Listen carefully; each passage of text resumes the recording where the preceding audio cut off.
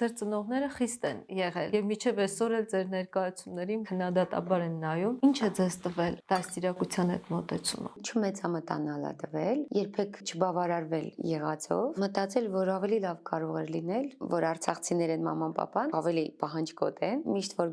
միշտ չի, այսինքն որ սկզբից եկել են, դրանց հետո չեմ թողել գան, այդ հետ բրծել է իրանց ոտքը կտրվել է թատրոնից, երբ ես եմ խաղում, բայց կարող է նույնիսկ շատ լավ էր, որ այդպես են արել ու ես միշտ այդ առողջ քննադատությունը ունեմ եւ միշտ մտածում եմ, որ դեռ կարելի է ավելի լավ դեռ տեղ կա։ Պապաս մի խոսք ուներ, բեմադրություն էի արել, ասում էր, ինչ են ասում, բան, ասում եմ, դե թատրոնը այնպեսի բան է, սուբյեկտիվ արվեստ է, մեկին դուր է գալիս, մեկին դուր չի գալիս։ Պապան ասում էր, մեկը կան ստեղծագործություններ արվեստի, որ բացարձակ լավն են համարվում։ Կան չէ՞ այս ֆիլմը այնպես արվի, որ բոլորին դուր։ Ինքը այդպեսի միջափանիշ սահմանեցի մեջ, ինչքան էլ դասական երաժշտություն չսիրես, բայց Բեթհովեն լսում ես կամ Արամ Խաչատուրյան։ Հետաքրքիր, իսկ դուք ձեր աղջկա արչև այդպեսի չափանիշ եք դնում, թե այլ կերպ է մոտ։ Հիմա դուք գիտեք, որ հոգեբանները ավելի շատ ասում են, որ պիտի խրախուսել, նույնիսկ ամենափոքր քայլը, բարձր նշաձողը դնում եք, ինչ էլ որ անի։ Ես դնում եմ, բայց այսօր ճիշտ եք ասում, համընդհանուր անընդհատ ասելու դու լավագույնն ես, դու ամենաամենան ես, չէ՞։ Մեր սերունդը այդպես է սովորեցնում հիմա երեխաներին։